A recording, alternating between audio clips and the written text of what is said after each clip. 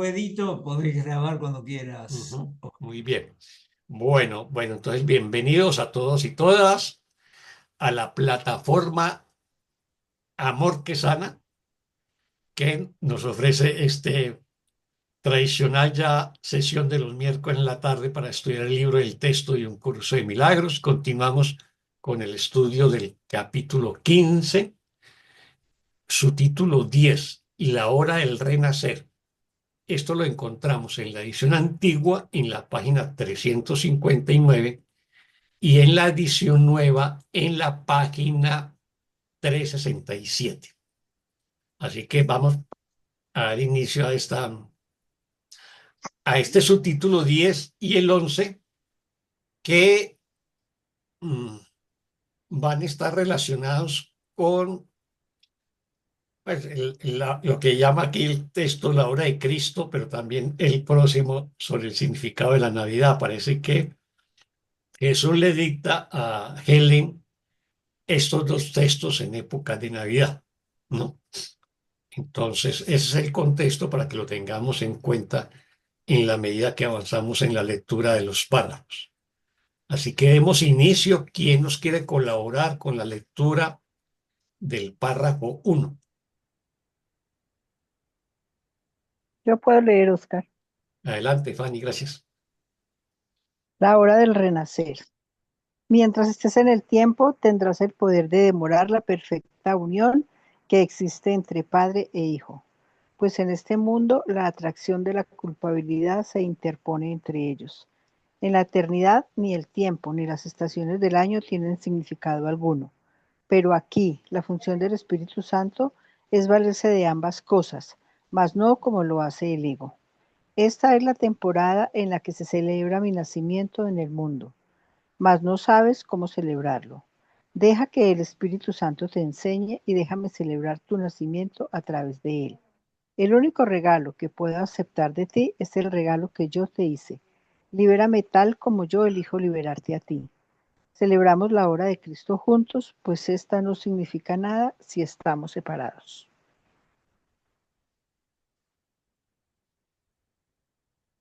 Muchas gracias, Con gusto. Fanny. ¿Alguna pregunta o comentario a este primer párrafo del subtítulo 10 del capítulo 15 que nos acaba de compartir Fanny?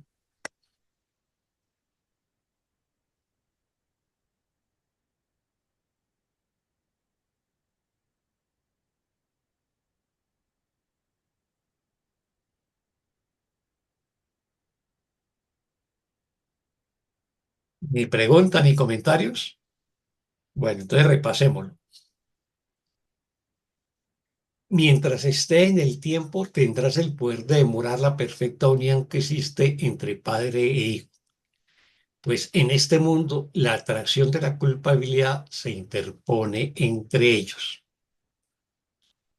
En la eternidad, ni el tiempo ni las estaciones del año tienen significado alguno. Entonces, mientras nosotros estemos en este mundo, o sea, mientras estemos en el tiempo, podemos demorar la unión del Padre y el Hijo, o sea, el retorno nuestro al cielo o el retorno al Padre. Eso lo podemos hacer mientras estemos en el tiempo, entre otras cosas porque el tiempo lo inventamos con ese propósito, para crear una distancia o una especie de separación entre el pecado y la culpa y el castigo, ¿no? Entonces, como que separamos. En la eternidad todo sucede simultáneamente. Entre el acto de pensar y de realizar lo pensado es instantáneo. Eso también sucede en nuestra mente. Pero en el mundo de las formas parece que hay un tiempo entre lo que pensamos, ¿no? Y las consecuencias o los actos que hacemos. Y para eso fue que fabricamos el tiempo. Entonces, mientras estemos en el tiempo, que es el espacio-tiempo que fabricamos desde el ego en este mundo, pues la perfecta unión entre padre e hijo la vamos a demorar. Eso también nos quiere decir que tenemos que sanar nuestra creencia en el tiempo o colapsar el tiempo a través del perdón. Colapsamos el pasado y el futuro y nos situamos en el eterno presente. Lo que perdonamos son cosas del pasado. Y nos recuerda que eso es así por la atracción de que la culpabilidad ejerce en nosotros. Recordemos el subtítulo anterior que nos hablaba de la atracción de Dios y nos hablaba que estábamos sujetos como a dos fuerzas gravitatorias que nos atraían. Por un lado la culpabilidad o el ego y por otro lado el amor o Dios. Entonces, mientras estemos atraídos por la culpabilidad o por el ego, estamos en el tiempo y vamos a demorar el regreso a Dios. Y nos recuerda que en la eternidad, ni en el tiempo, en, en la eternidad, ni el tiempo ni las estaciones del año tienen significado alguno. O sea, en la eternidad el tiempo no existe. Pero también nos está hablando de las estaciones del año, porque no tanto los que vivimos en el trópico, por ejemplo, los colombianos, los ecuatorianos, ¿no? Pero los que viven en los hemisferios norte y sur sí tienen muy claro las cuatro estaciones. Realmente los que vivimos en el trópico tenemos dos estaciones, que es la estación de lluvias y la estación de calor, que nosotros le llamamos verano e invierno. O sea, nosotros aquí no tenemos primavera ni otoño como lo tienen los que viven en el hemisferio sur o en el hemisferio norte. Y hay festividades de estaciones, las comidas cambian con las estaciones y bueno, etcétera. Entonces, nos está recordando que ni el tiempo ni las estaciones del año tienen significado alguno en la eternidad. Eso solamente tiene significado en el mundo. Luego nos va a recordar, pero aquí la función del Espíritu Santo es valerse de ambas cosas, mas no como lo hace el ego. O sea, el Espíritu Santo se va a valer del tiempo y de las estaciones para reinterpretarlas, no a la manera como las usa el ego, sino que las va a reinterpretar para el propósito pues, de la función que tiene el Espíritu Santo, que es ayudarnos a despertar del sueño de separación, enseñarnos a perdonar. Esta es la temporada en la que se celebra mi nacimiento en el mundo. O sea, estamos hablando del invierno en el hemisferio norte, ¿no? Esa es la estación donde se celebra la Navidad. Mas no sabes cómo celebrar. O sea, en este mundo celebramos el nacimiento de Jesús, pero a la vez nos está diciendo que no sabemos cómo celebrarlo. ¿Y cómo lo celebramos nosotros? Pues hacemos pesebres, cantamos villancicos, ¿no?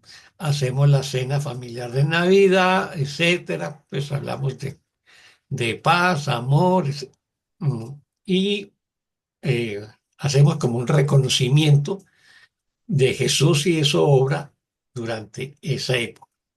Pero, más sin embargo, aquí Jesús nos está diciendo que no sabemos cómo celebrar su nacimiento. Y nos dice que deja que el Espíritu Santo te enseñe y déjame celebrar tu nacimiento a través de él. O sea, ya no está hablando que permitamos que el Espíritu Santo nos enseñe ya un significado más profundo de la Navidad y que le permitamos a Jesús que celebre nuestro nacimiento a través del Espíritu Santo. O sea que ya no está hablando de otro nacimiento, que es el nacimiento de todos nosotros. El único regalo que puedo aceptar de ti es el regalo que yo te hice. Y libérame tal como yo elijo liberarte a ti. Celebramos la obra de Cristo juntos, pues esta no significa nada si estamos separados. ¿Por qué nos dice que celebremos la obra de Cristo juntos? Porque Cristo somos todos. Es Jesús más toda la filiación. Es Jesús más toda la humanidad. Todos somos el Cristo. Entonces, por eso lo tenemos que celebrar juntos. Y en ese sentido nos está diciendo que no celebremos únicamente el nacimiento de Jesús, sino también nuestro nacimiento. O sea, es el renacimiento de nuestras mentes. ¿Alguna pregunta o comentario a este primer párrafo?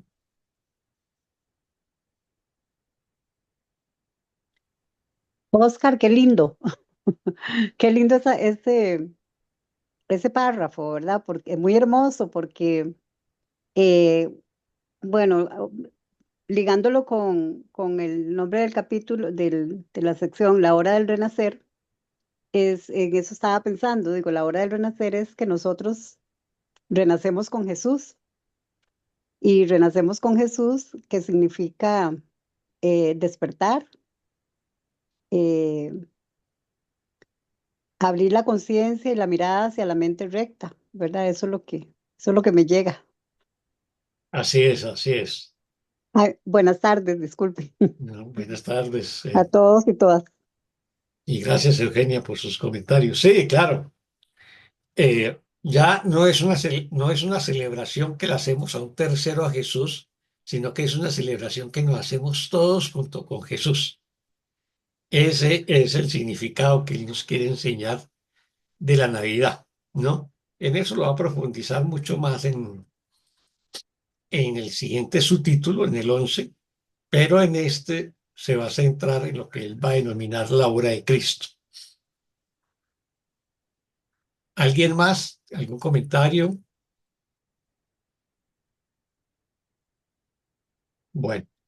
Entonces, si no hay pregunta ni comentario, vámonos con el párrafo 2. ¿Quién nos colabora con el párrafo 2?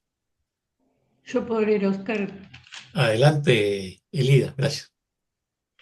El instante santo es verdaderamente la hora de Cristo, pues en ese instante liberador no se culpa al Hijo de Dios por nada y de esta manera se le restituye su poder ilimitado.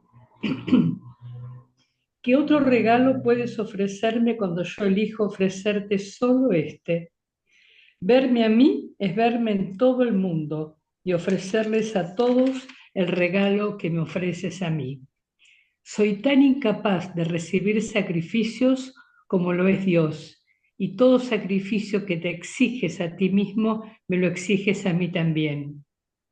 Debes reconocer que cualquier clase de sacrificio no es sino una limitación que se le impone al acto de dar, y mediante esa limitación limitas la aceptación del regalo que yo te ofrezco. Muchas gracias, Elida. Bueno, pregunta y comentarios a este párrafo.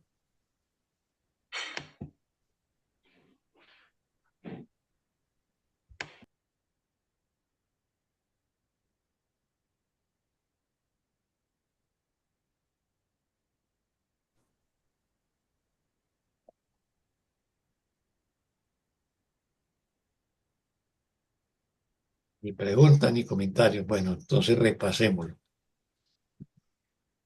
El instante santo es verdaderamente la obra de Cristo, pues en este instante liberador no se culpa al Hijo de Dios por nada y de esta manera se le restituye su poder ilimitado. Así que preguntémonos por qué el instante santo es verdaderamente la obra de Cristo o el momento de Cristo. Y nos lo dice que es así porque en ese momento no se culpa el Hijo de Dios de nada, ¿no? Y cuando no se le culpa de nada, pues solamente estamos viendo su inocencia. Es más, no podríamos estar un instante santo si estuviéramos emitiendo juicios, porque ya dejaría de ser un instante santo. O sea, el instante santo es un estado de quietud, de silencio interior, donde suspendemos los juicios, aquietamos la mente, nos reconocemos como hijos de Dios, invocamos la guía del Espíritu Santo. Entonces, si estamos emitiendo juicios, pues ya no es un instante santo. Pero si creemos que estamos emitiendo juicios en ese momento, pues podemos pedir la ayuda de Jesús o el Espíritu Santo para sanar y perdonar y de esa manera limpiamos ese momento, limpiamos ese instante y lo volvemos nuevamente santo. Entonces, en el instante santo, que nos lo define como un instante de liberación, porque nuestra mente queda liberada de la culpa, de los juicios, de los pensamientos de ataque o de dolor, ¿no?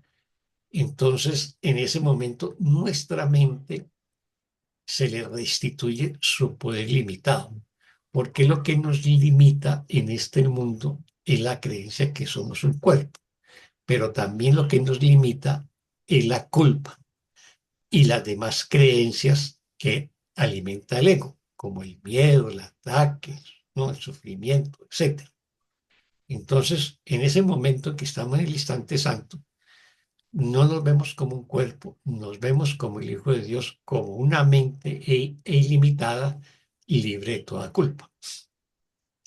Así que nos dice, ¿qué otros regalo puedes ofrecerme cuando yo elijo ofrecerte solo este? Recordemos que dar y recibir son lo mismo. Entonces, si Jesús nos está ofreciendo el instante santo, ¿no? Como un medio para liberarnos y para reconocernos ilimitados, y nos lo ofrece como un regalo, nos está diciendo que otro regalo podrías ofrecerme distinto a esto, ¿no? Al instante santo. Y nos explica por qué. Verme a mí supone verme en todo el mundo. O sea, yo tengo que ver a Jesús en todos mis hermanos y en todas mis hermanas.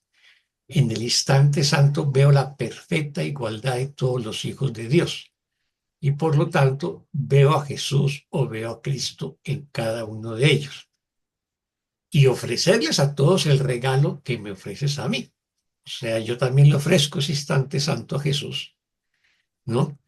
Y veo en él y en todos mis hermanos al Cristo que somos todos. Soy tan incapaz de recibir sacrificios como lo es Dios, y todo sacrificio que te exiges a ti mismo, me lo exiges a mí también. ¿Qué nos quiere decir con esto? Que Jesús, como Dios, no pide sacrificios y tampoco reciben sacrificios. Esa es una de las creencias más arraigadas que tenemos en nuestro ego, en todas las tradiciones, en todas las religiones y en todos los pueblos, en los pueblos antiguos y desde ahora, que creían que todo lo que sucedía, que les iba mal en las cosechas o las guerras o las enfermedades, lo consideran un castigo de Dios o los dioses, y la manera de calmar la furia de Dios o de los dioses era haciéndole ofrendas de sacrificios, ya sea de personas, de animales o de cosas. Aquí nos está diciendo que mi relación con Jesús y mi relación con Dios excluye todo sacrificio. Ellos no saben de sacrificios. Ellos son incapaces de recibir sacrificios. Y también ellos son incapaces de pedirnos sacrificios. Y todo sacrificio que te exiges a ti mismo, me lo exiges a mí también. O sea, cuando yo estoy pidiendo un sacrificio, pues se lo estoy pidiendo a todos mis hermanos, incluido a Jesús. Y por lo tanto, pues esa exigencia, pues lo hago desde el ego. Y por lo tanto, no desde la unidad, sino desde la separación. Debes reconocer que cualquier clase de sacrificio no es sino una limitación que se le impone al acto de dar, ¿no? O sea, yo lo único que puedo ofrecer, como nos lo dice un pasaje del curso de milagros, ofrece solo amor porque eso es lo que eres. El amor no ofrece sacrificios, el amor solamente ofrece amor, o ofrece paz, dicha, bendiciones, bondad, ¿no?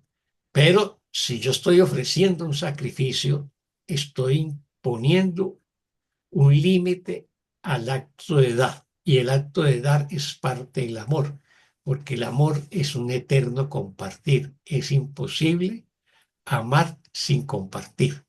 El amor y el acto de compartir van de la mano. Siempre, siempre que se ama, se comparte. No compartir es parte del ego. El compartir es parte de la naturaleza del amor y se expande en la medida que comparte. Y mediante esa limitación limita la aceptación del regalo que yo ofrezco. O sea, si yo pido un sacrificio, estoy limitando el acto de dar. Y mediante esa limitación, pues también estoy limitando los regalos de amor que Jesús nos ofrece. ¿Nos queda claro este tema? Recordemos que la reinterpretación del sacrificio es uno de los temas centrales en un curso de milagros, porque toda la teología judeocristiana está basada en la idea del sacrificio. O sea, desde la cultura judía muy temprana, se consideraba que había que ofrendarles sacrificios a Dios para que fuéramos perdonados. Recordemos el pasaje de Abraham intentando sacrificar a su hijo Isaac, o luego los sacrificios que se institucionalizan a partir del tercer libro del Antiguo Testamento, los Levíticos, donde se explica cómo hacer los sacrificios con animales, ¿no? Y luego, pues en el Nuevo Testamento, todo está erigido, toda esa teología cristiana, sobre la base del sacrificio de Jesús, ¿no? Y eso es lo que Jesús nos pide, que lo reinterpretemos y sanemos la idea del sacrificio, ¿no?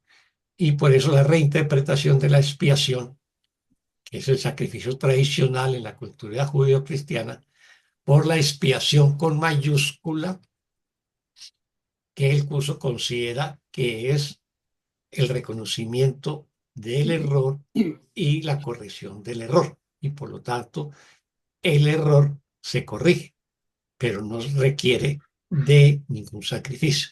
Adelante, Fernando. Esa parte de donde dice que todo sacrificio sería el párrafo 5. Todo sacrificio que te exiges a ti mismo, me lo exiges a mí también. De qué manera exigimos ahí? Eso no me queda claro. Recordemos que todos somos el Cristo y todos somos la mente del Hijo de Dios que cree haberse separado del Padre. Lo que nos dice el curso es que al momento de la separación, en la medida que nos separábamos e inventamos este mundo para escapar de Dios, nos fraccionamos en millones y millones de pedazos, ¿no? En millones y millones de cuerpos.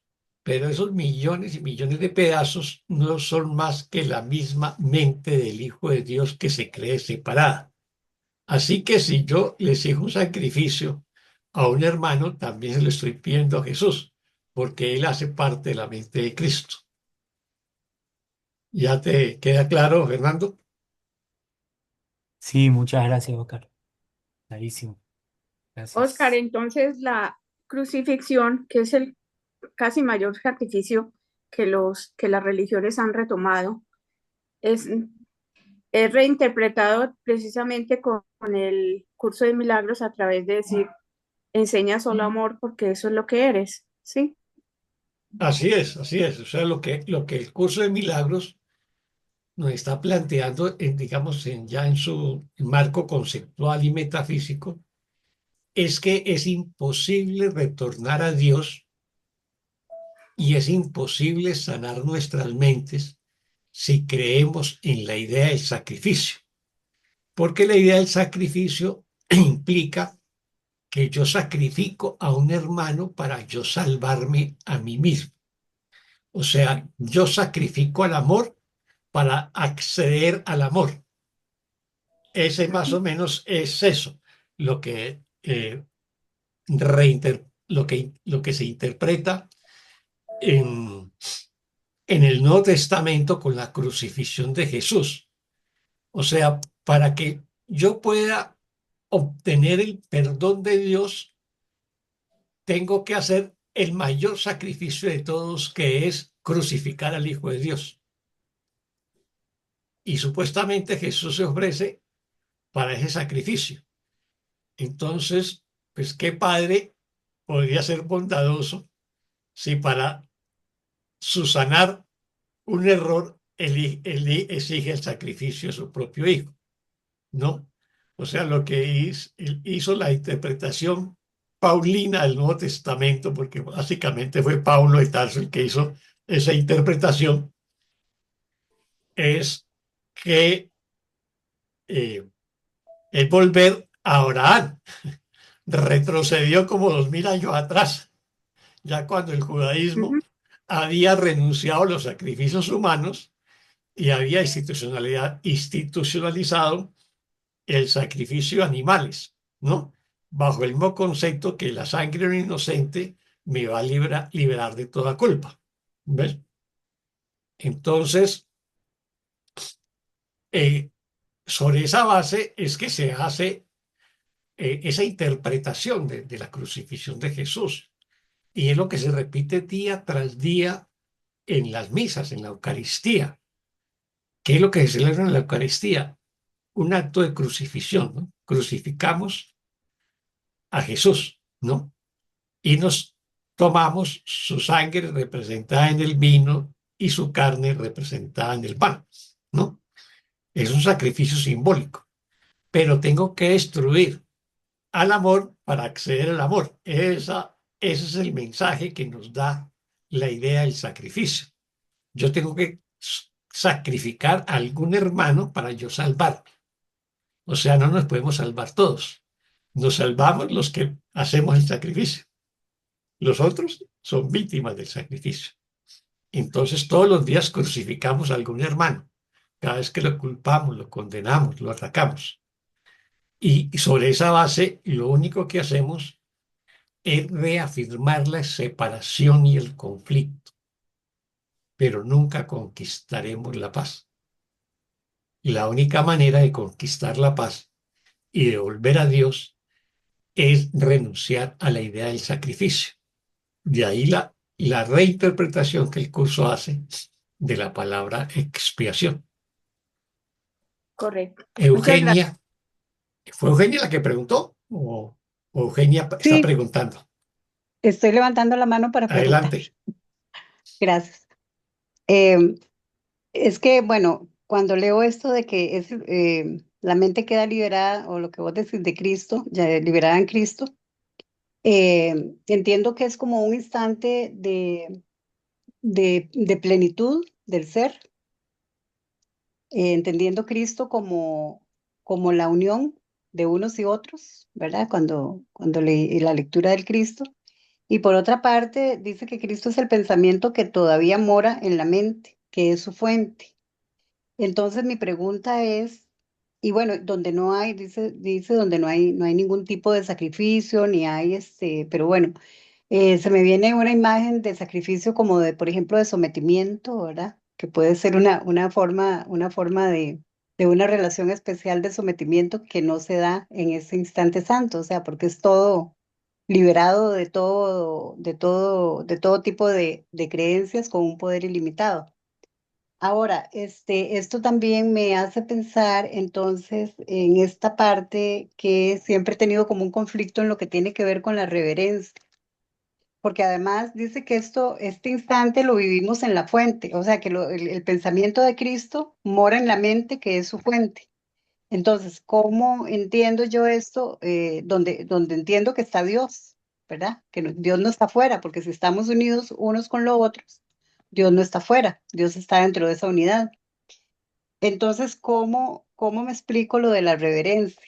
Que dice, eh, vamos a ver, aquí que lo había visto, que implica que uno de rango inferior se encuentra ante su creador.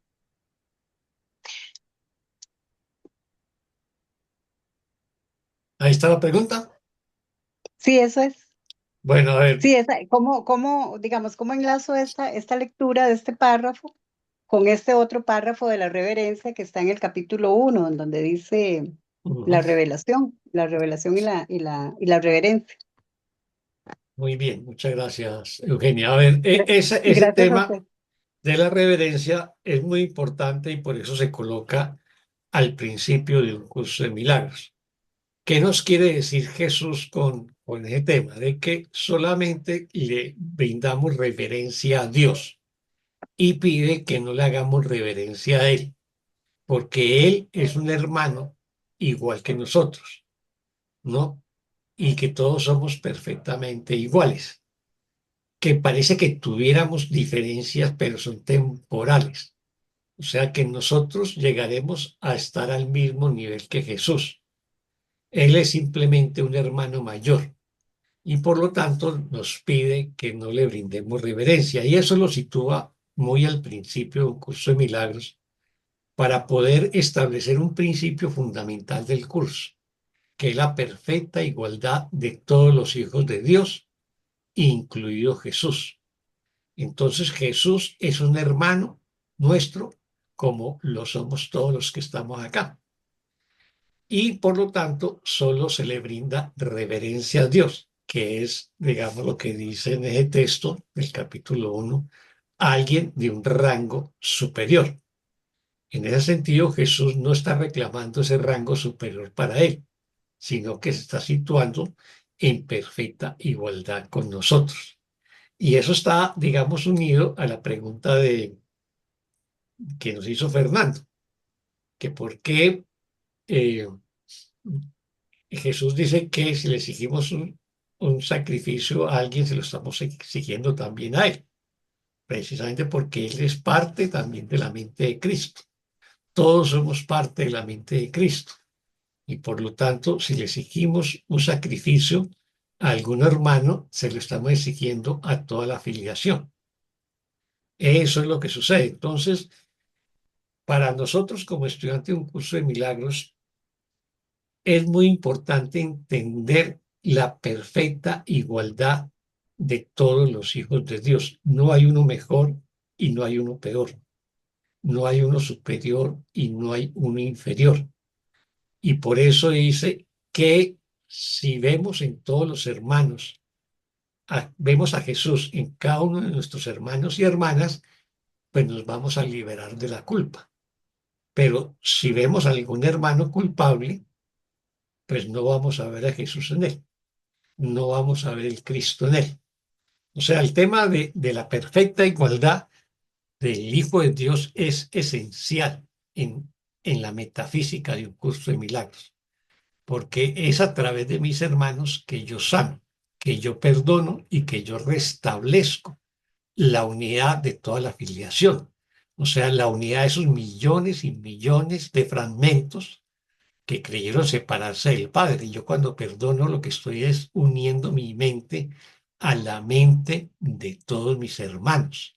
Estoy restableciendo esa unidad que se fragmentó en millones de pedazos. De eso se trata.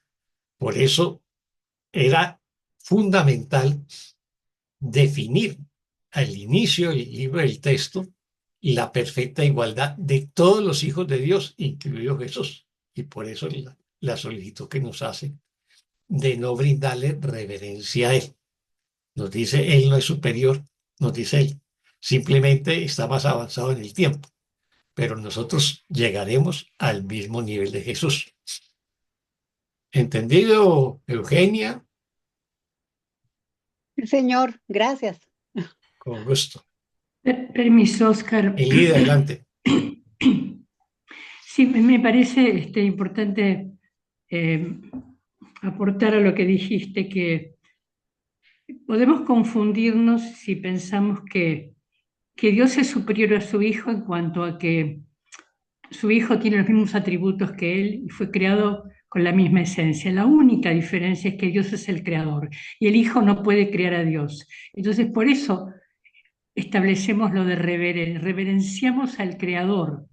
Creo que ese es el único motivo por el que lo reverenciamos a Dios, que no es poco, no digo que no es poco, pero por todo lo demás hay igualdad total, si como dice hoy, el nombre de Dios es nuestra herencia, o sea, el patrimonio de Dios lo hereda su Hijo en su totalidad, no se queda con nada.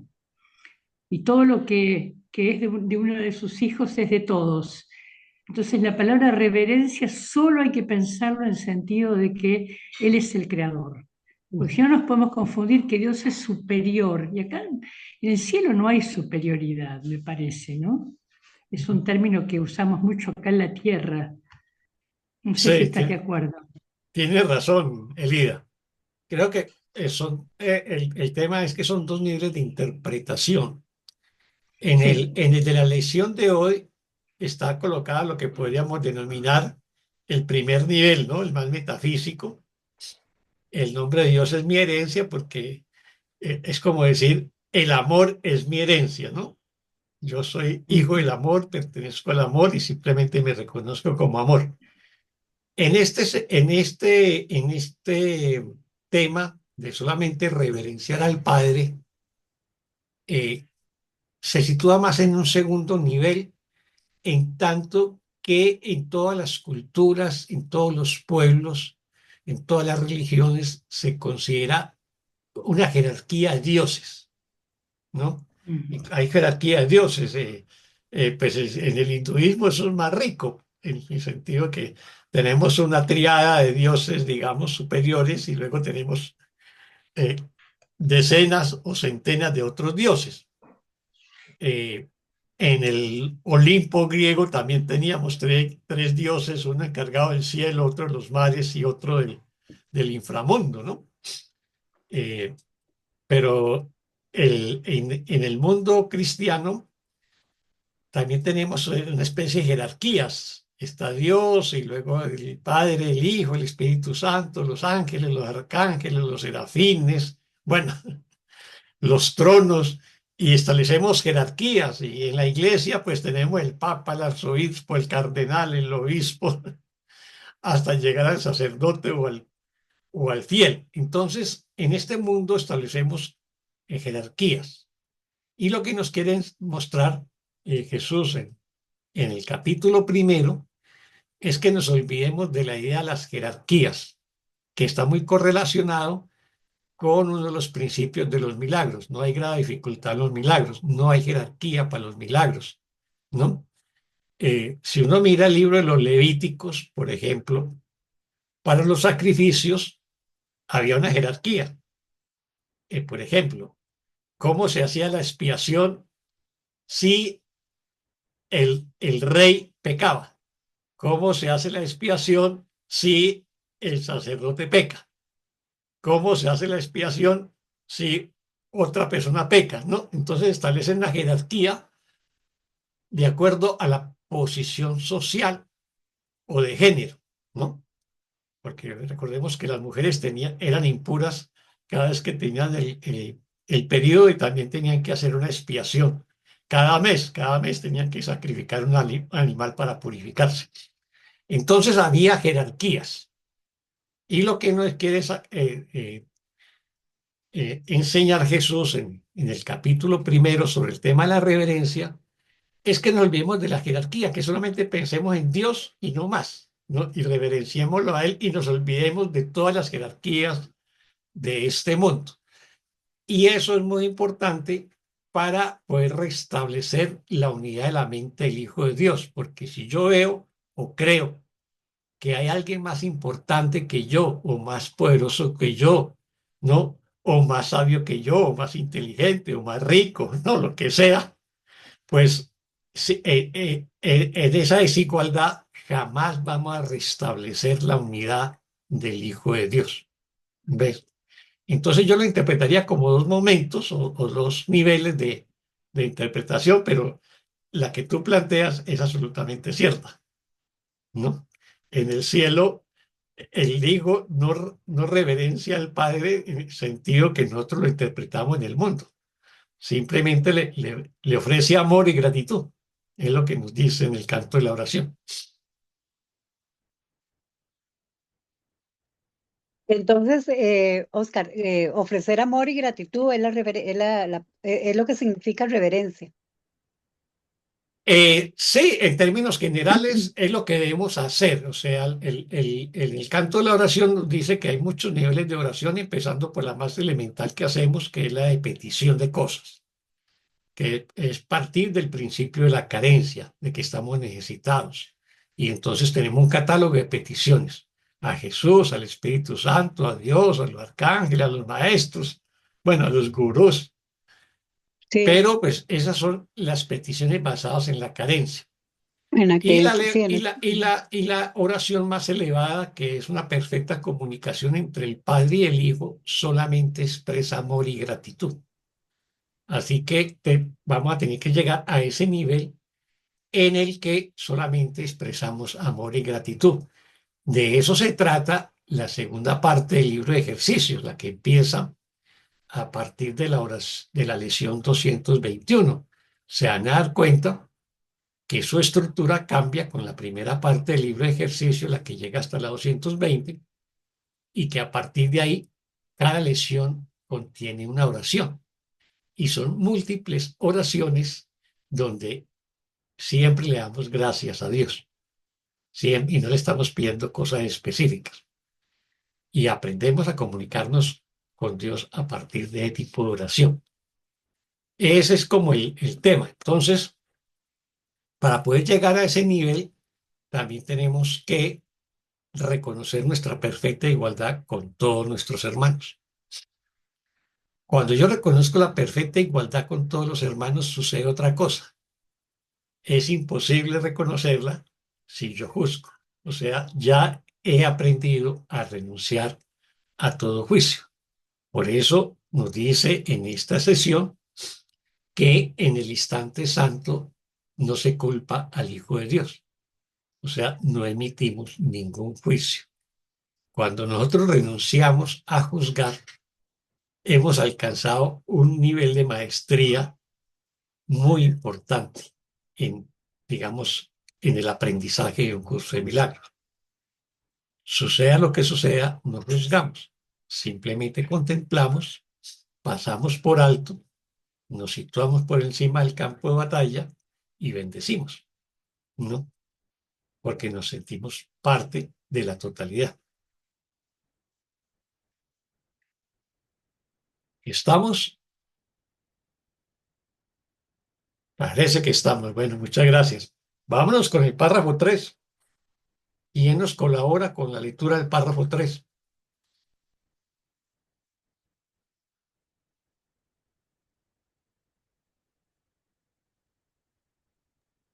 Yo leo, Oscar.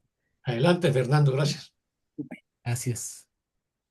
Nosotros, que somos uno, no podemos dar por separado. Cuando estés dispuesto a reconocer que nuestra relación es real, la culpabilidad dejará de ejercer atracción sobre ti. Pues en nuestra unión aceptarás a todos nuestros hermanos. Nací con el solo propósito de dar el regalo de la unión. Dámelo a mí para que así puedas disponer de él. La hora de Cristo es la hora señalada para el regalo de la libertad que se le ofrece a todo el mundo. Y al tú aceptarla, se la ofreces a todos. Muchas gracias, Fernando. Con gusto. ¿Preguntas o comentarios?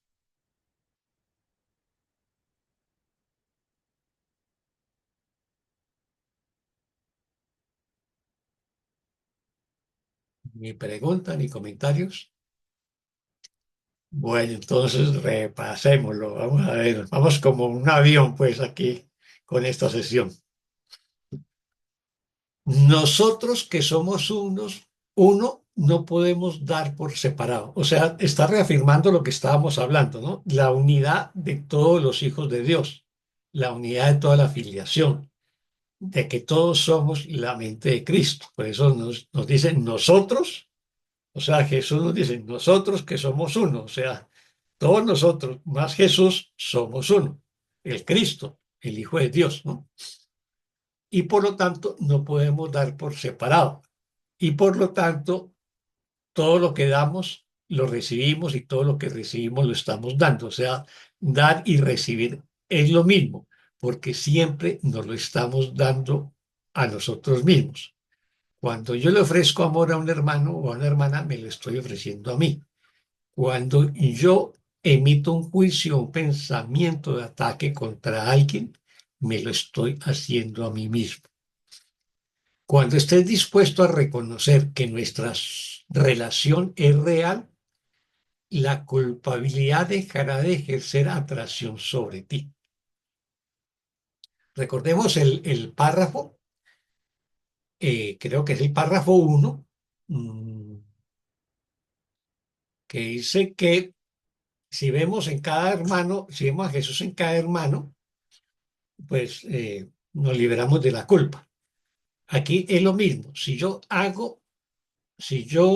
mm, si yo reconozco que mi relación con Jesús es real, es auténtica, la tengo en mi mente, la tengo en mi corazón, en ese momento la culpa desaparece de mi mente.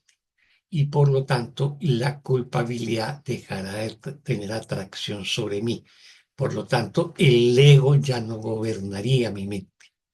Pero para eso tengo que reconocer que mi relación con Jesús sea real. Pues en nuestra unión aceptarás a todos nuestros hermanos. O sea, si yo me uno de manera real y auténtica con Jesús, tengo que incluir a todos mis hermanos. Si yo excluyo a alguien, estoy excluyendo a Jesús y me estoy excluyendo a mí mismo. Nací con un solo propósito, de dar el regalo de la unión. Aquí nos está diciendo Jesús que Él nació a este mundo hace 2000 años con un solo propósito, y era darnos el regalo de la unión. O sea, decirnos, todos somos el Hijo de Dios, ¿no? Dámelo a mí para que así pueda disponer de él. O sea, ¿qué nos dice el curso en varios pasajes? Que solamente puedo dar lo que yo tengo. Entonces, si yo me reconozco como el perfecto Hijo de Dios, pues puedo darle a cualquier hermano, o a Jesús en este caso, el regalo de la unión, y así yo dispongo del regalo de la unión, porque me lo estoy dando también a mí mismo. La hora de Cristo es la hora señalada para el regalo de la libertad que se le ofrece a todo el mundo. O sea, la hora de Cristo, que también es podríamos decir, es la hora del nacimiento de Jesús, ¿no? O la hora del renacer, pero también es la hora del instante santo, también nos lo dice así.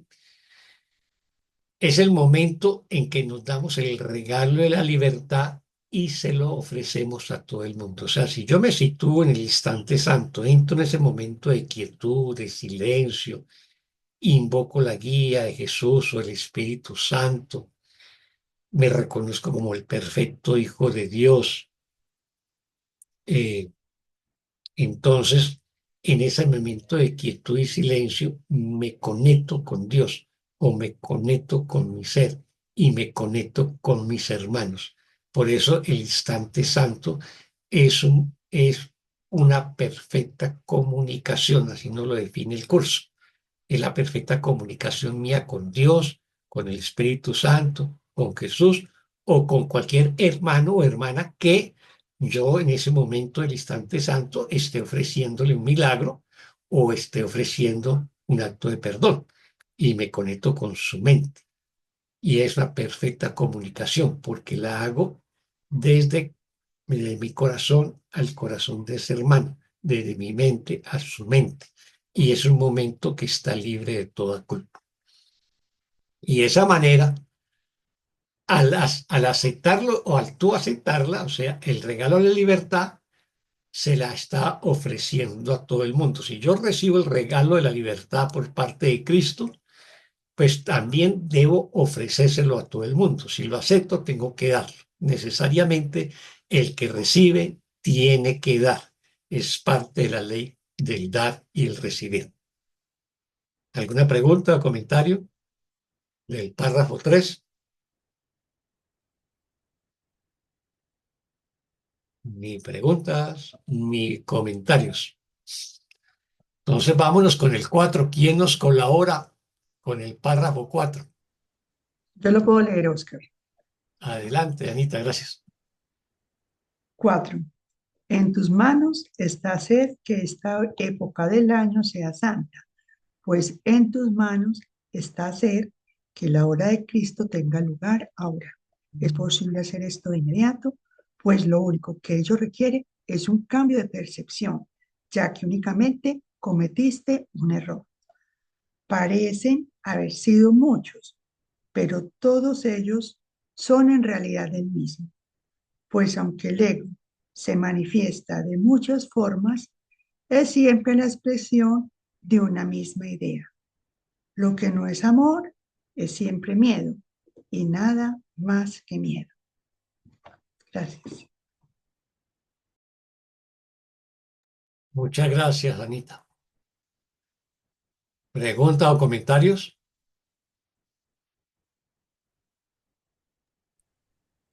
Yo, Oscar, tengo algo Adelante. que comentar. O sea que aquí habla en este párrafo habla del párrafo 4, de la percepción, ¿verdad? O sea que este curso nos lleva a un cambio de percepción de la mente o en la mente, Sí, claro. Uno de los ¿sí? propósitos del curso es que cambiemos de percepción, ¿no? Pasemos de la percepción errónea o falsa del ego a la percepción verdadera del Espíritu Santo, que es la que logramos a través del perdón. Ujú. Ya, Mm, gracias, Oscar. con gusto. Y a lo último, la última frase dice, lo que no es amor es siempre miedo y nada más que miedo. O sea que entonces también lo opuesto al amor es el miedo. Lo- Lo opuesto del amor es el miedo. Eso nos lo dice varias veces el libro del texto y también en las lecciones. Gracias. Con gusto. ¿Alguien más? Oscar, entonces Jesús se vale como que de esa época, pues aquí en la forma, pues porque la época de Navidad coincide como con esta canalización que se hizo a través de Helen. Entonces se adecuó más que todo como para trascender a no el nacimiento del niño Dios que normalmente lo tenemos en nuestras creencias, sino verdaderamente un nacimiento espiritual y un renacer espiritual de todos nosotros. Sí, así es, así es. Eh, yo hace poco compartí un texto sobre eso, ¿no? Que decía que el cuerpo nace, pero tú no. El cuerpo muere, pero tú no. Entonces, el cuerpo de Jesús nació, pero él no nació. Como dice la Baita, no somos nacidos. Nunca hemos nacido y tampoco nunca habremos de morir. Solamente creemos que nacemos y morimos eh, porque nos identificamos con el cuerpo o con el ego, pero realmente nunca nacemos. Y el que reencarna es el ego, múltiples veces, hasta que nosotros sanemos completamente y entonces nos liberaremos de la rueda de la vida, como lo llaman en Oriente, el samsara, ¿no? Pero, eh, pero no, metafísicamente ni nacemos ni morimos. Entonces lo que hace el curso es reinterpretar, digamos, la teología judío-cristiana para enseñarnos una metafísica más universal, que está basada en el amor, ¿no? Y en un Dios que, que ni condena, ni castiga, ni exige sacrificios, porque solamente es amor y es un amor que no tiene opuestos. Entonces, por lo tanto, no es el Dios que crea y castiga, el que nos da la vida y nos mata en el diluvio universal o en Sodoma y Gomorra, o lo que sea, sino que es un Dios que solamente da amor y nada más que amor. Así que todo el curso de milagros no es más que una reinterpretación de toda esa teología judeocristiana, de los aspectos de esa teología judeocristiana que nos impiden ver el perfecto amor de Dios y la perfección de la creación, porque está mediada por el juicio, por el sacrificio, por la culpa. Mientras nosotros no nos sanemos la idea de la culpa, la idea del pecado, la creencia en el sacrificio que da lugar al ataque y a la destrucción del otro, jamás, jamás vamos a retornar al Padre. Por eso lo que se hace es una reinterpretación. Y por eso también, volviendo a la pregunta anterior, es una reinterpretación de la manera como percibimos en este mundo. Y pasamos entonces de la percepción falsa del ego a la percepción verdadera de la mano del Espíritu Santo. Eso es, entonces, cuando el curso habla de nacer o el renacer, no está hablando del renacer del cuerpo, sino de la mente, del despertar de nuestra mente, de la sanación de nuestra mente a través del perdón y de los milagros. Es de eso. O sea que estamos muy equivocados con el asunto de la Navidad, ¿no? O sea, es una creencia, o sea, tenemos que limpiar de muchas creencias que realmente hemos concebido a través por la cultura, por la familia, por la sociedad, en fin. Es que somos resultado de una tradición cultural y una tradición cultural milenaria. Llevamos 2000 años, ¿no? Y eso fue toda una construcción, la Navidad y la O sea, fecha de la Navidad incluso. Eh, es cuestionable, yo, ¿no? Y pues el hasta tema, más que nacimiento cuestionarla, mismo. es que simplemente la reinterpretemos. Yo por ahí en algún momento les expliqué que la iglesia nunca supo en qué época nació Jesús, ¿no? Se calcula que posiblemente fue en un mes de septiembre, pero no hay un dato específico. Así que es en el siglo IV que se establece el tema de la Navidad y se establece la fecha, el 24 de diciembre, el 25 de diciembre. Pero eso está montada sobre una tradición pagana que lo Ujú. celebraban Sí. los romanos, que era el Sol Invictus. O sea, el 21 de diciembre es la noche más oscura del año, la noche más larga del año, así como el 21 de junio es el día más largo o la noche más corta. Son el solsticio de verano y el solsticio de invierno. Así que el sol muere el 21 de diciembre y comienza a renacer el 25 de diciembre, 3 días después. Poco a poco amanece, así sea un minuto, eh, más, más temprano hasta llegar a la primavera, el equinoccio de primavera, el 21 de marzo, ¿ves? Donde hay más luz.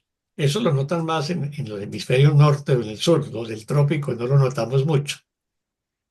Entonces, es sobre esa celebración pagana que montan la Navidad y el nacimiento de Jesús. Entonces, la celebración del Sol Invictus, el sol que renace de la oscuridad del invierno, de la noche del invierno, es que la Iglesia Católica monta la Navidad y el nacimiento de Jesús. Pero eso no es un acontecimiento histórico. Pues nosotros creemos que sí porque no indagamos cuál fue el origen de ello. Pero es un acontecimiento teológico, ¿no? Una práctica teológica que la Iglesia institucionalizó a partir del siglo IV, ¿no? Y por siglos y siglos la hemos venido practicando. Y así no seamos católicos o cristianos practicantes, somos cristianos culturales, ¿no? Y tenemos la celebración de la Navidad. Entonces, no es para condenarla ni cuestionarla. Lo que nos va a pedir Jesús es que la reinterpretemos, que es lo que Correcto. estamos haciendo. Y la reinterpretamos desde el amor, desde el perdón, ¿no? Y le damos otro uso, que es lo que con lo que empieza este subtítulo. El tiempo y las estaciones no tienen significado en el cielo. O sea, la estación de invierno, en este caso, en que celebramos la Navidad, obviamente que para Joaquín y los chilenos eh, es la estación de verano, en diciembre, ¿no? Entonces, Sí, por eso. ese invierno se celebra la Navidad y él nos dice que en el cielo eso no tiene ningún significado, ¿no? Pero el Espíritu Santo le da un nuevo significado y eso es lo que nos está explicando el nuevo significado, ¿no? Que le estamos dando la Navidad al nacimiento de Jesús y a la hora de Cristo, que es lo que estamos viendo ahora. Adelante, Eugenia. Sí, es que estaba pensando que darle, eh, darle cuerda, digamos, a lo que tiene que ver con las épocas del año, nos podría de nuevo atrapar en el sueño, porque, ¿verdad? Entonces diríamos, bueno, entonces vamos a hacer cambio de percepción en diciembre para tener el renacer. El renacer y no es así, o sea, yo lo que interpreto es que cada instante de cada instante puedo hacer cambio de percepción y estar renaciendo. Eso es lo que yo puedo entender desde la perspectiva del curso de milagros, es otra. Mi proyección puede ser cada instante, si yo lo permito y lo puedo, digamos, lo puedo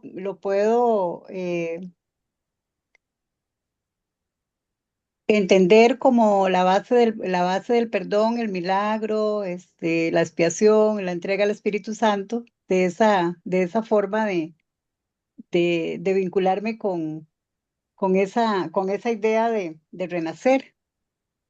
Pero eso puede ser en cualquier instante. En Navidad quedo atrapada, me voy de copas con el ego, como dicen, ¿verdad? Eso es otra cosa totalmente distinta que forma parte de un ritual, pero que no tiene nada que ver con lo que Jesús nos está diciendo aquí de cómo vivir ese renacer.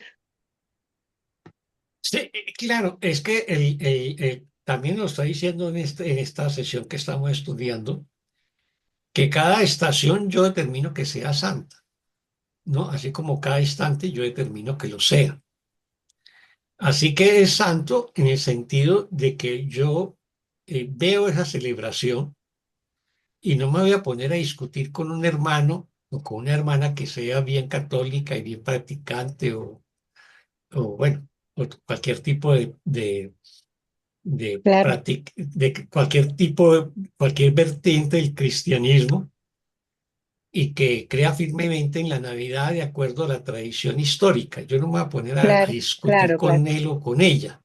Simplemente mm, yo tengo claro que para mí esa Navidad representa el renacimiento del amor, el renacimiento de la paz, la obra de Cristo, la unidad de todos mis hermanos, ¿no? Y así lo expreso, pero no me pongo a pelear y a decirle, no, eso no tiene fundamento histórico, o eso no es real, o Cristo nunca murió, ni nunca nació, bueno, y hacer toda la discusión metafísica del curso con un hermano o con una hermana, ¿no? Simplemente compartimos ese momento en que recordamos al Cristo, recordamos que somos uno, recordamos que todos somos hijos del amor. Y ya, Lo, es lo eso lo que resignifico. el curso Nada nos más que está lo, pidiendo, ujú, ¿no? nada más que El lo que le mete esos resignifico. cuentos históricos soy yo. Sí, sí, sí. Para atraparnos en el sueño. No, entonces yo lo resignifico también en esa época. Yo lo comparto con mis hermanos y hermanas, con sus tradiciones históricas, como dice usted, pero yo le doy otro significado, ¿verdad? En Ujú, cualquier momento, incluyendo en el de la Navidad. ujú. Sí. Que ningún eh, planteamiento del curso de milagros se convierta en un factor de división o separación con algún hermano o alguna hermana, ¿no? Eso tengámoslo Claro, siempre en cuenta. Y esa fue una de las enseñanzas de Bill de Theophor, Jesús. uno de los coautores del curso, que había un grupo de estudio del curso y estaban peleándose por la interpretación de un párrafo, ¿no? Así que Bill se acercó, buscó la página con el cual estaban debatiendo y le arrancó el libro. Y dijo, si esto lo está separando, entonces quitemos esta página y ya se acabó la historia. O sea, Claro, ningún Ajá, tema del muy curso puede interesante. ser motivo de separación. Por eso claro, Claro, tenemos que sanar todo juicio, ¿no? Todo claro. Y juicio necesariamente nos separa. O sea, lo que debemos hacer es interpretar las enseñanzas desde el amor, la paz y la unidad. Si es con un hermano que es estudiante del curso, pues decimos, estamos interpretando la obra de Cristo en el nacimiento de la Navidad, el nacimiento del amor, ¿no? Etcétera. Y bueno, ya. Pero yo no me voy a poner a pelear con mi mamá o con mi sobrino o con mi tío sobre que deje de celebrar la Navidad como lo celebra siempre con su pesebre y sus villancicos y bueno, y con los regalos de Navidad. Eso hay que respetarlo. Cada cual llegará a su momento de comprensión interior. Mientras tanto, simplemente los bendecimos con amor y con paz y claro. compartimos su alegría. Exacto, compartimos la alegría porque, por ejemplo, en nuestro país, en Colombia, es una celebración de amor. Se Ujú, reúne toda la familia, que a ujú, veces, muchas veces ni se ha podido ver durante el año. ujú. Nos reunimos todos, cantamos los villancicos, o sea, es algo que, para mí es puro amor también, no Sí, es claro. tampoco, ¿cierto? Entonces, lo que usted dice, Oscar, es muy válido. Nosotros estamos en esto, pero que no nos lleve pues a ir a decir, no, esto no es amor, esto, ¿cierto? Esto, el curso de milagros dice, ¿no? Cada uno, como dice usted, le llegará su momento, Ujú. pero quería recalcar eso, que ese momento, no sé en los demás países, bueno, aquí en Estados Unidos, por ejemplo, yo vivo hace bastanticos años acá y nosotros en mi familia, que somos bastanticos acá, y la mayoría pues son, aún inclusive los que son americanos, americanos, respetan eso y asisten y ahí, o sea, se comparte, se canta, entonces eso es amor también, ¿no?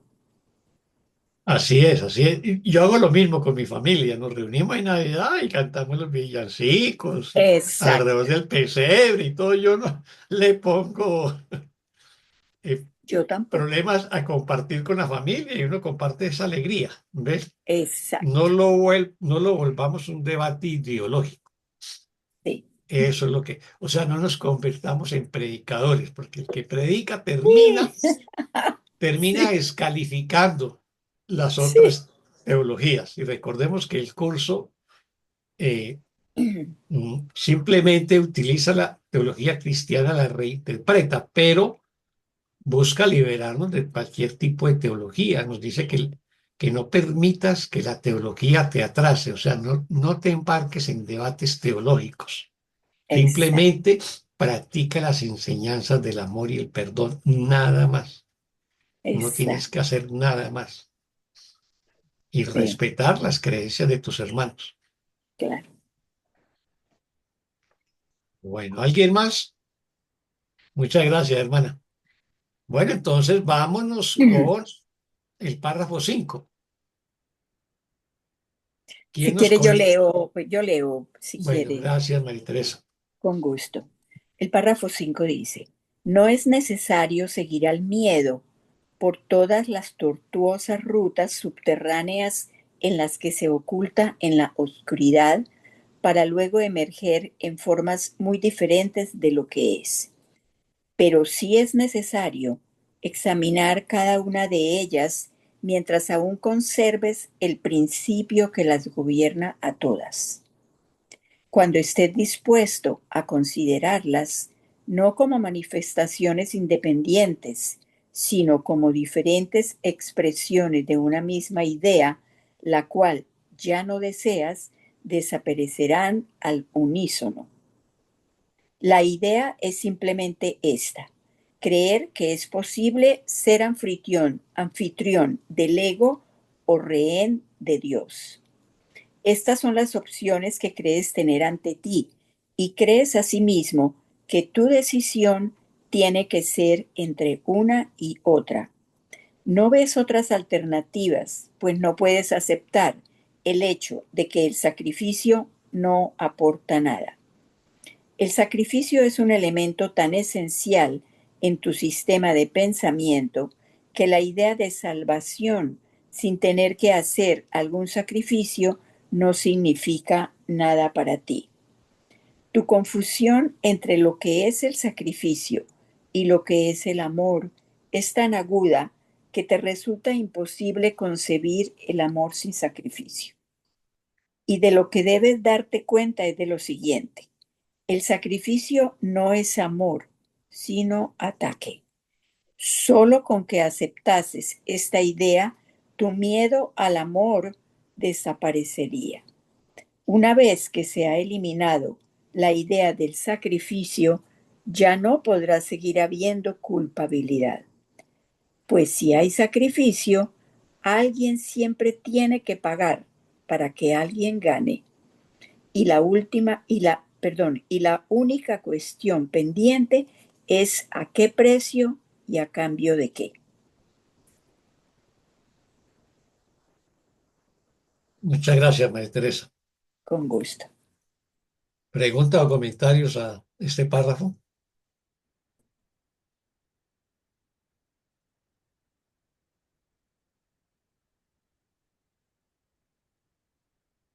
Bueno, Ahí que- hay una sutileza ahí o no tanto, ¿no? ¿Qué sutileza mencionabas? Esta, qué gracioso. Cuando estés dispuesto a considerarlas no como manifestaciones independientes, sino como diferentes expresiones de una misma idea, la cual ya no deseas, desaparecerán al unísono. La idea es esta: ¿crees que es posible ser anfitrión del ego o rehén de Dios? Es decir, está invertida, en este caso, la afirmación cuando se nos pregunta, ¿qué deseas? ¿Ser anfitrión de Dios o rehén del ego? Invierte la relación para podernos recordar. Sobre todo, sí, es muy impactante lo que dice acá, ¿no? Porque nos está poniendo bien en claro en qué estado está nuestra mente. Aceptar el sacrificio como una cuestión vinculada al amor, eh, es seguir aceptando al pecado como algo real. Porque eso lo que está ocultando es mi deseo de seguir siendo especial. Porque eso genera más identidad, más identificación, finalmente con el cuerpo físico, que es el que puede fabricar conceptos, ideas, categorías y finalmente más separación.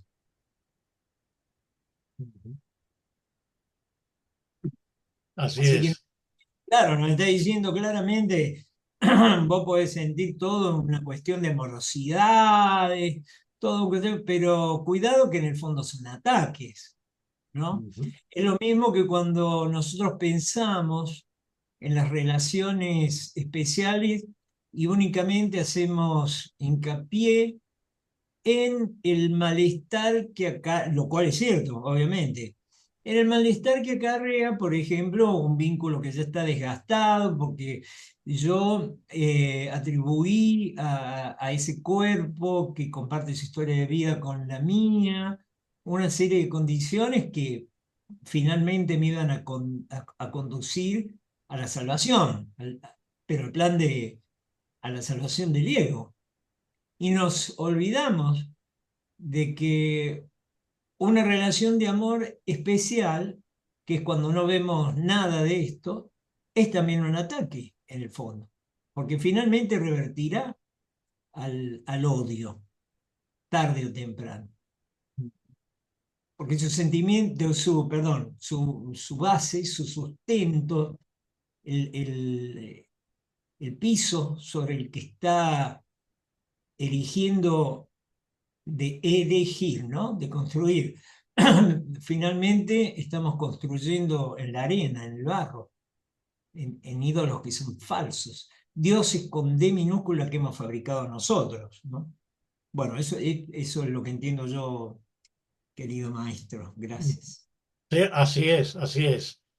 Nos está diciendo que hay una cosa muy arraigada en nuestro ego colectivo, ¿no? Que es, nos es imposible concebir la salvación o el amor sin sacrificio.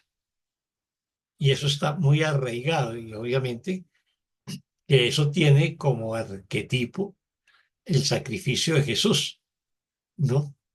Entonces accedemos a la salvación o accedemos al amor a través del sacrificio de Jesús. O como repiten, hay veces en muchos púlpitos que Dios en su inmenso amor por la humanidad sacrificó a su Hijo, ¿no? O sea que solamente accedemos al amor a través del sacrificio.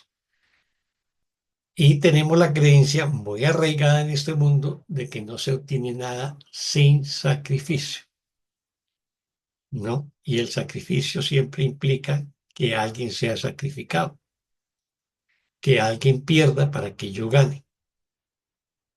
Y entonces, pues erigimos en ley la competencia en este mundo. O sea, si yo gano, tú tienes que perder, o viceversa.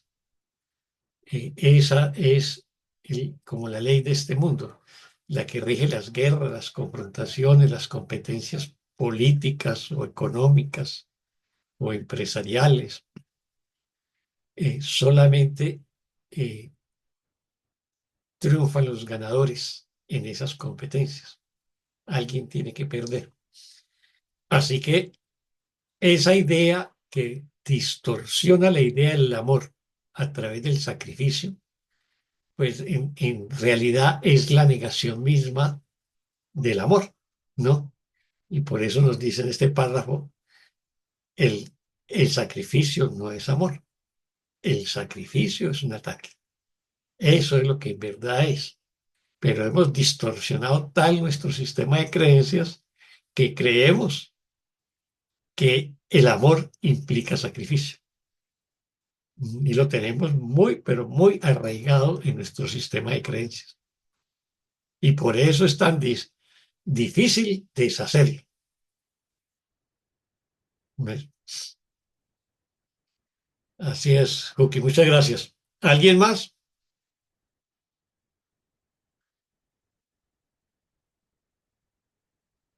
Bueno, entonces repasémoslo.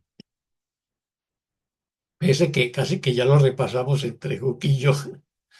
No es necesario seguir al miedo por todas las tortuosas rutas subterráneas en las que se oculta la oscuridad. O sea, nuestro miedo se oculta en el laberinto de nuestra mente y nos está diciendo que no lo sigamos, ¿no? Entonces se oculta en la oscuridad el miedo para luego emerger en forma muy diferente de lo que es. O sea, el miedo está en nuestra mente, en la parte más oscura de nuestra mente, y después aparece de múltiples maneras. El miedo lo expresamos de múltiples maneras. El miedo a perder, el miedo a enfermarme, el miedo a morir, el miedo a perder una relación, bueno, el miedo a lo que sea. ¿Ves? Y se nos presenta de múltiples maneras, pero no está diciendo, pero sí es necesario examinar pero sí es necesario examinar cada una de ellas mientras aún conserves el principio que las gobierna a todas. O sea, para perdonar, nosotros pues examinamos cada una faceta del miedo. Entonces yo tengo el miedo a la enfermedad, pues me perdono el miedo a la enfermedad. Si yo tengo el miedo a perder la pareja, pues me perdono esa creencia del miedo a perder la pareja. O sea, las examino cada una de ellas, ¿no? Mientras aún conserve el principio que gobiernan a todos los miedos, ¿no? Pero, me está diciendo, cuando estés dispuestos a considerarlas no como manifestaciones independientes, o sea, no como miedos independientes de algún tipo, sino como diferentes expresiones de una misma idea, o sea, es el mismo miedo, lo cual ya no deseas, desaparecerán al unísono, o sea, desaparecen al instante todos juntos.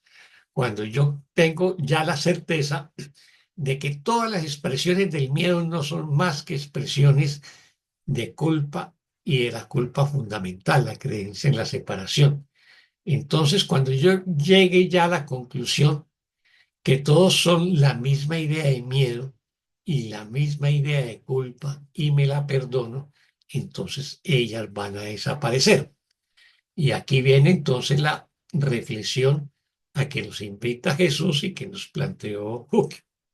La idea es simplemente esta. ¿Crees que es posible ser anfitrión del ego o rehén de Dios? O sea, estamos en, digamos, nuestra mente está separada entre creer que somos los anfitriones del ego o rehenes de Dios, que en otros pasajes nos lo coloca al revés, prefiere ser anfitrión de Dios o rehén del ego.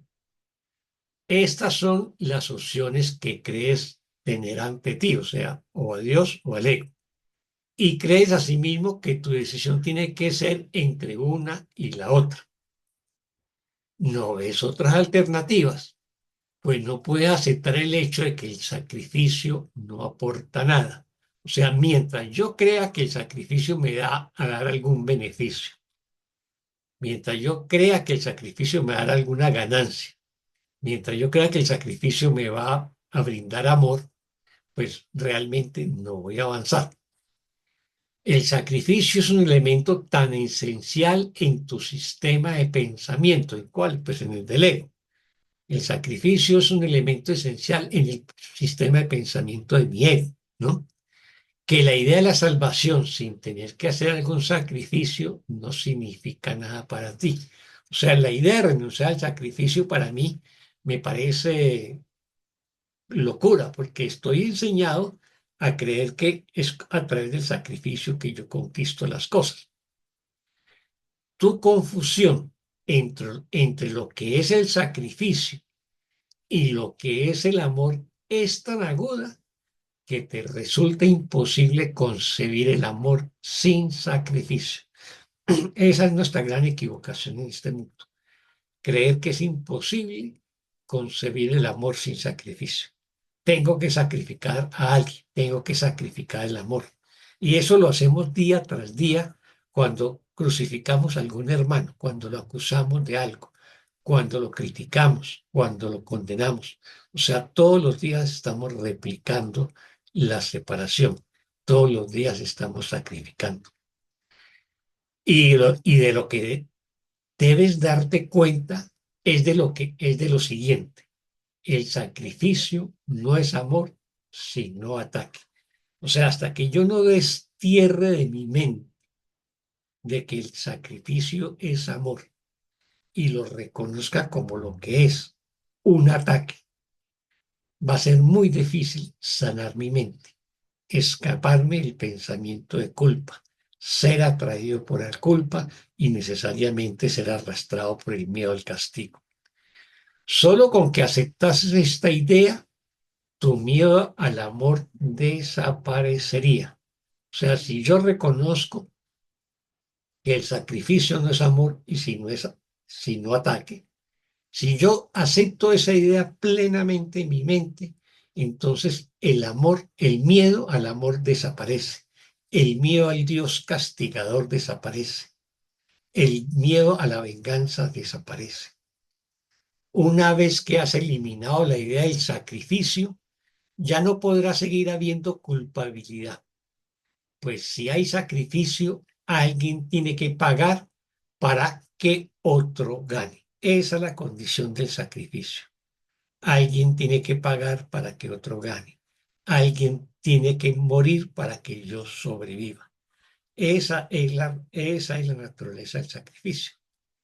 Y la única cuestión pendiente es a qué precio y a cambio de qué. O sea, a qué precio yo hago el sacrificio, a cambio de qué, ¿no?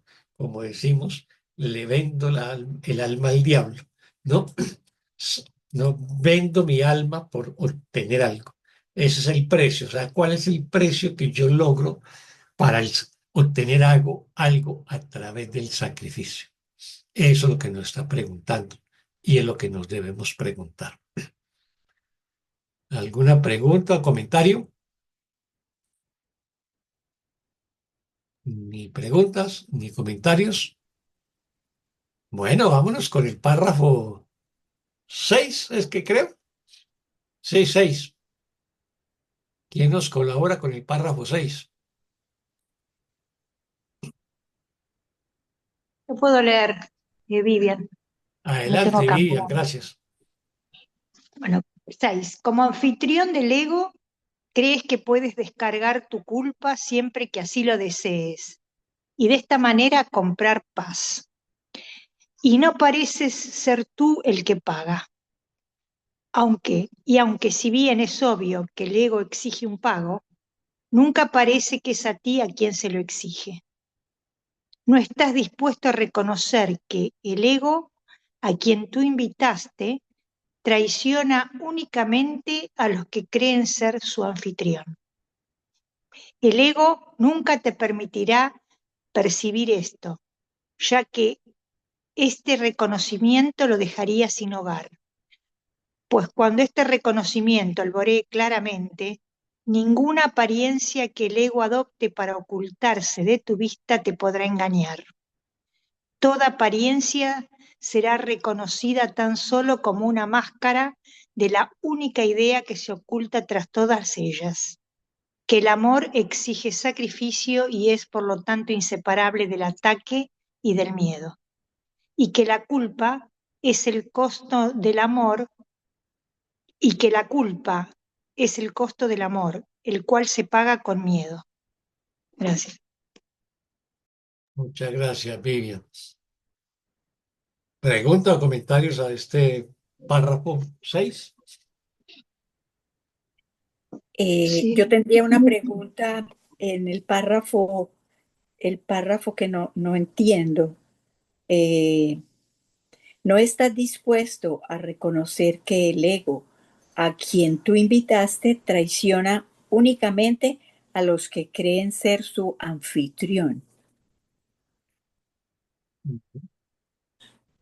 No, ¿No entiendes ahí? no, sí, no entiendo ahí, Oscar. Lo que nos quiere decir es que solamente el ego traiciona a los que creen en el ego. Si yo no creo en el ego, si yo perdono toda manifestación de mi ego, ya sea de culpa, de miedo, ataque, sufrimiento, enfermedad, muerte, bueno, carencia, pues el ego no me puede atacar, digamos, ¿no? El ego no me puede traicionar, porque ya yo reconozco la naturaleza traicionera del ego. Y así que si se aparece algún pensamiento egoico por mi mente, pues simplemente la observo y la perdono. Y por eso el ego no me puede traicionar. Pero si yo creo en el ego, o sea, yo creo en la culpa, yo creo en el sacrificio, yo creo en el miedo, me identifico con el cuerpo, creo que los demás son cuerpos, pues obviamente que el ego me va a traicionar. ¿Por qué? Porque me va a llevar a hacer sacrificios, me va a llevar a enfrentarme a mis hermanos, a sacrificar a mis hermanos, a crucificar a mis hermanos, etcétera. En ese sentido, el ego solamente va a traicionar a los que creen en él, o sea, a los que no se han perdonado. Los que se han perdonado a sí mismos y ya se vienen liberando del ego, pues cada vez que se presente en su mente un pensamiento que no es amoroso, pues va a identificar que es del ego, ¿no? Y por lo tanto lo va a perdonar. ¿Ya te queda más claro? Sí, sí, Oscar, muchas gracias. Ujú. ¿Alguien más?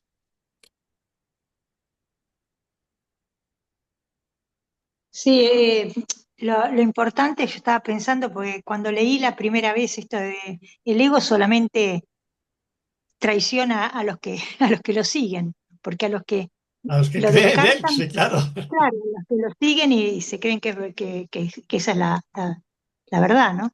Que Ujú, cree, y es liberador eso, porque, pero lo importante es poder discriminar, ¿no? Que no se nos confunda qué pensamiento viene de Dios y qué pensamiento, porque a veces, muchas veces está disfrazado, ujú, la mayoría de las veces, pero es maravilloso, ¿no? Eso de saber, poder darse cuenta, simplificaría un montón, ujú. porque, bueno, eso. Sí, hay una frase del curso de milagros que se repite muchas veces que dice permanece siempre alerta a favor de Dios y su reino. O sea, se está dirigiendo a esa parte de nuestra mente que ya acepta la guía del Espíritu Santo y que va sanando y perdonando. Entonces, esa mente permanece alerta siempre a favor del amor y el perdón. Y cada vez que se presente un pensamiento conflictivo, de sufrimiento, de dolor o de ataque, inmediatamente lo atrapa ese pensamiento y lo examina de la mano del Espíritu Santo y lo perdona, ¿no? Entonces, esa es una mente que ya no cree en el ego, es una mente que está siempre a favor de Dios y su reino, a favor de la paz, del amor y el perdón. Por lo tanto, ya no se deja engañar por el ego, ya no se deja arrastrar por la culpa y por el miedo. De eso se trata. ¿Ves? ¿Alguien más? Oscar, Sí, eso que decís, a veces me parece que sucede lo siguiente, cuando, por ejemplo, estoy activando una emoción del ego, ¿verdad? De enojo, de ira, etcétera, y de pronto pego un frenazo. Digo yo, bueno, a mí me ha pasado, pego un frenazo y digo, no, no, no puede ser así, ¿verdad? Porque muchas veces con activar esa emoción, la reacción puede ser también muy violenta, ¿verdad? Por ejemplo, esa manifestación de enojo ya expresada de otras maneras. Entonces, si vos frenás en ese momento y decís, no, no, esa no es la forma de responder a eso. Bueno, por ejemplo, una se enoja en silencio y responde en voz alta. Entonces, si yo me freno en ese momento, eso implica que estoy alertando, digamos, a favor del perdón o el amor. sí, claro. Aunque no lo exprese, pero el cambio de actitud o el cambio en ese momento, siento que es como importante, ¿no? Cierto.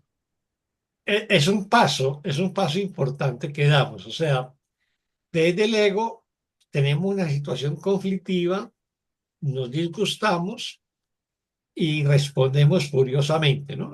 Incluso atacamos físicamente o verbalmente y nos ponemos Ajá. iracundos y nos ponemos rojos de la ira y tensionamos los músculos, bueno, Sí, sí, sí, sí, todo. sí.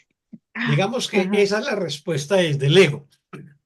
Cuando Ajá. empezamos a sanar y perdonar, es posible que también nos sintamos furiosos, sintamos ira o malestar o disgusto, pero ya somos capaces de contener la expresión externa, o Exacto, sea, de exacto. De reaccionar, de frenarlo. confrontar, de pelear, de insultar, ¿no? Ajá.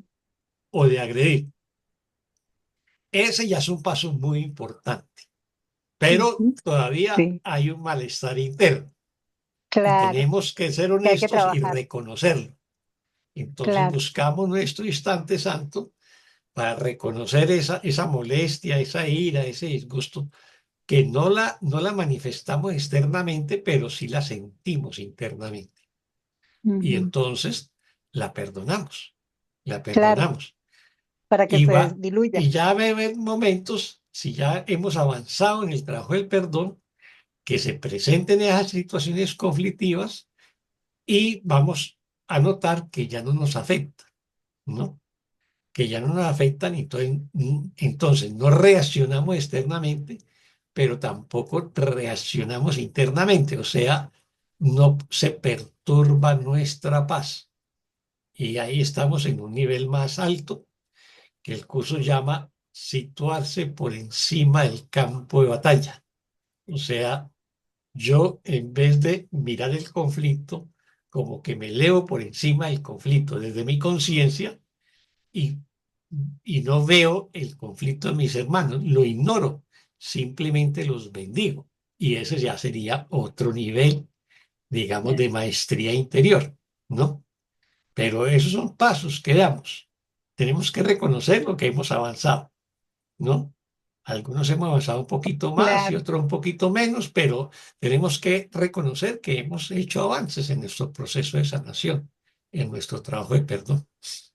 Y además, Oscar, a medida que lo vamos practicando, nos vamos dando cuenta que el primer beneficiado soy yo, Ujú.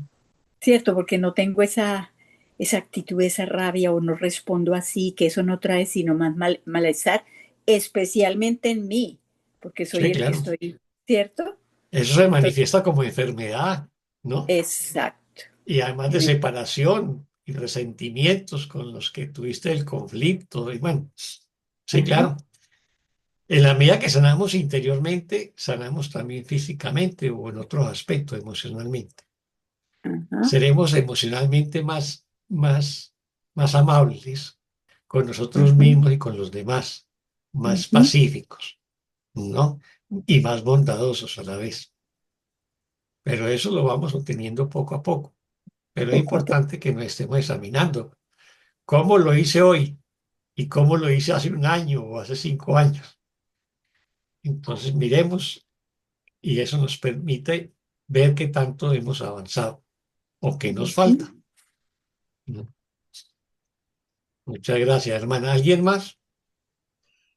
Sí, Oscar, quiero resaltar también que cuando somos anfitriones del ego, realmente estamos sacrificando dizque al otro, pero realmente nos estamos sacrificando, somos a nosotros mismos. Entonces, en esa actitud y en esa acción, entendemos que realmente el amor no se está manifestando en ningún momento. Ujú. ¿Por qué razón? Porque es que en realidad está aflorando es más bien una culpabilidad inconsciente que tengo y esa culpabilidad es la que tengo que trabajar en mí. Y cuando la trabajo en mí es como si soltara una cantidad de cargas que no son mías y las entrego al Espíritu Santo para que Él las transmute o las cambie, pero siempre y cuando en esa decisión que debo tomar, la tengo que tomar a conciencia. No es un ratico solamente, porque en realidad siempre estamos en este mundo dual y en este mundo dual desde este cuerpo físico que aún lo tenemos muchas veces que dejar de crucificar y bajar a la gente de la cruz. Gracias. Así es, Anita, lo has dicho muy bien y de manera muy linda. Desde el ego creemos que sacrificamos al otro, ¿no?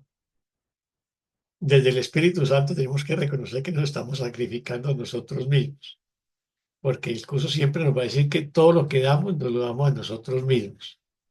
Cuando yo ataco a un hermano, me estoy atacando a mí mismo, ¿no? Y por eso también nos dice que en tu hermano te salvas o te condenas. Si yo veo el aparente conflicto con un hermano y lo perdono, yo me salvo. O si yo veo ese conflicto y le doy realidad al conflicto y entablo la batalla, ahí me condené, ahí perdí la paz, ¿no? Me perdí a mí mismo, me convertí en anfitrión del ego, ¿no? Así que siempre debemos tener en cuenta eso. Todo lo que damos es a nosotros mismos, a quien no lo damos. Así que si yo le ofrezco pues, juicios, críticas y ataques a algún hermano, prepárese para recibir el contraataque, ¿no? Además de que me lo estoy haciendo yo mismo.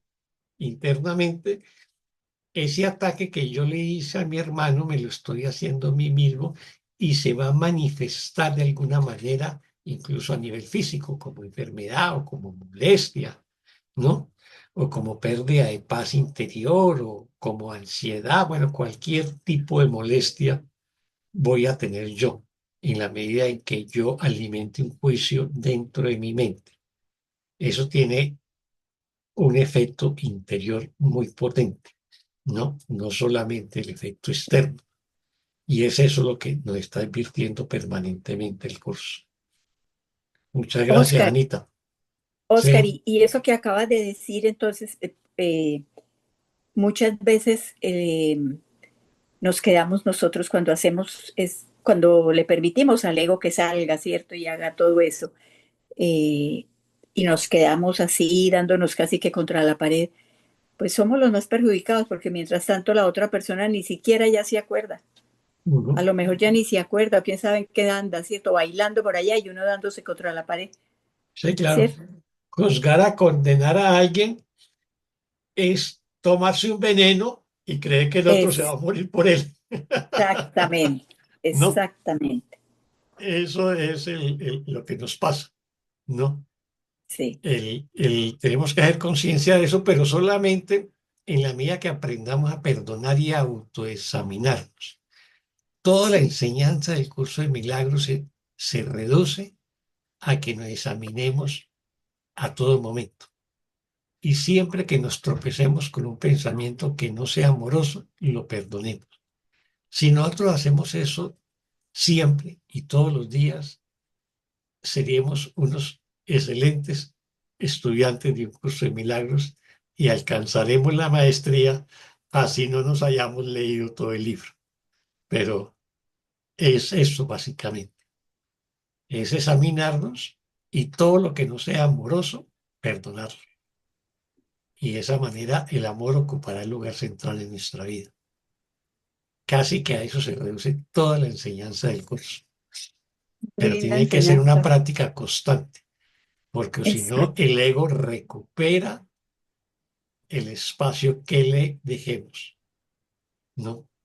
Si nos sí, olvidamos de perdonar, el ego va a entrar por cualquier rendija, ¿no? Que nosotros le permitamos ingresar, ¿no? y a medida que lo hacemos, empezamos por poquito, entonces uno mismo se va dando cuenta de la paz con que uno queda, entonces quiere la siguiente vez, lo que usted acaba de decir, Oscar, la práctica, ¿no? La siguiente vez ya uno lo piensa si va a hablar algo o va a decir algo hiriente ya uno se contiene, porque sabe ya uno que el primer perjudicado es uno es el que se va a quedar con la rabia, algo más horrible que de pronto contestar bien feo al otro. ¿Quién queda con la rabia uno? El otro se va y se le olvida y uno queda ahí como con... Entonces, esa parte del curso me encanta, me encanta. Es lograr mi paz Ujú. y solamente yo soy responsable de mí mismo, ¿cierto? De mi paz, de todo lo mío. Entonces, me encanta esa parte del curso. Exactamente, como dice el curso, el propósito del curso es la El paz, es propósito. conquistar la paz. Así es. Muchas gracias, hermana. ¿Alguien más? Bueno, repasemos este párrafo y damos por terminada la sesión del día, que ya se nos agotó el tiempo.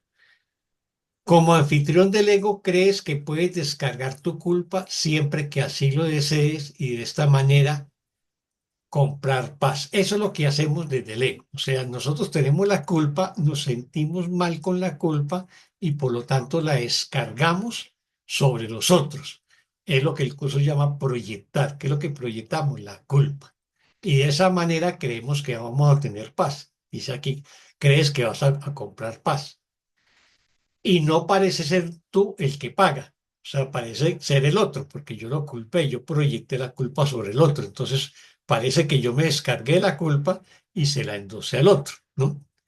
Y aunque, si bien es obvio que el ego exige un pago, o sea, cuando yo acuso al otro, le estoy diciendo usted es el culpable y tiene que reparar el daño o la ofensa o lo que sea, ¿no? Nunca parece que es a ti a quien se lo exige, ¿no? O sea, yo aparentemente le estoy exigiendo la reparación, no el pago de la ofensa al otro, pero realmente me la estoy exigiendo a mí mismo, porque me estoy atacando a mí mismo, así como ataqué a mi hermano. No estás dispuesto a reconocer que el ego a quien tú invitaste traiciona únicamente a los que creen ser su anfitrión. O sea, si yo creo en el ego y me dejo gobernar por el ego, pues el ego es el que me va a exigir el sacrificio. El ego es el que me va a exigir el ataque. El ego es el que me va a exigir que proyecte la culpa sobre mis hermanos.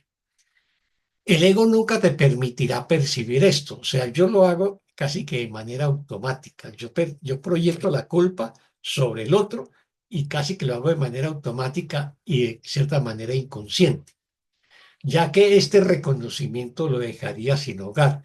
O sea, si yo ya soy consciente de cómo funciona el ego, entonces pues ya voy a percibir las cosas de otra manera, perdono y ya mi mente no sería el hogar del ego. Pues cuando este reconocimiento alboree claramente, ninguna apariencia que el ego adopte para ocultarse de tu vista te podrá engañar. O sea, cuando yo tenga suficiente comprensión, que es lo que hacemos cuando estudiamos los mecanismos del ego aquí en el libro del texto, ¿no? Entonces ya tenemos eso claro, así que ninguna apariencia que el ego adopte, alguna apariencia en la cual el ego se exprese, ya no me va a engañar, lo podré identificar y entonces sanaré a través del perdón. Toda apariencia será reconocida tan solo como una máscara de la única idea que se oculta tras todas ellas, que el amor exige sacrificio y es por lo tanto inseparable del ataque y del miedo. O sea, yo siempre voy a ver esas apariencias en que se manifiesta el ego como una máscara. Y esa máscara, ¿qué es lo que me pide? Que a nombre del amor exija sacrificios, ¿no? Y por lo tanto, ataque y luego sienta miedo. ¿Por qué? Porque siempre que hay un ataque viene el contraataque. Siempre que yo culpo o acuso, viene la acusación contra mí o viene la venganza. Y que la culpa es el costo del amor, el cual se paga con miedo. Entonces, esa creencia de que la culpa solamente yo tengo el amor sintiéndome culpable y haciendo sacrificios, que es la percepción errónea que tenemos de la idea del amor en este mundo, y que el cual se paga con miedo, o sea, el sacrificio implica miedo, porque finalmente el sacrificio es que yo voy a ser castigado, no por mis culpas, por mis pecados, por mis ataques, y eso me genera miedo. Esa idea errónea de que la culpa es el costo del amor es lo que tenemos que sanar, porque es lo que nos hace sentir miedo a Dios, a creer que ofendimos a Dios y que Dios nos va a castigar. Y por lo tanto, el miedo a Dios nos impide llegar al amor, al verdadero amor. El verdadero amor ni juzga, ni castiga, ni condena. El amor solamente ofrece amor y nada más que amor. Bueno, con esto llegamos al final de esta sesión del día de hoy. Muchas gracias a todas y todos. Continuamos la otra semana con el párrafo 7 de este mismo subtítulo. Muchas gracias por estar aquí, por Muchas compartir gracias. y porque aprendamos Gracias, Oscar, todos. gracias a todos. Que Dios les bendiga y los Gracias. bendiga. Gracias. Los quiero mucho. Gracias, Oscar, muchas Gracias. gracias Oscar, a todos. muchas gracias. Gracias a Bueno, todos. muchas felicidades. Bueno, gracias Gracias. a todas y todos.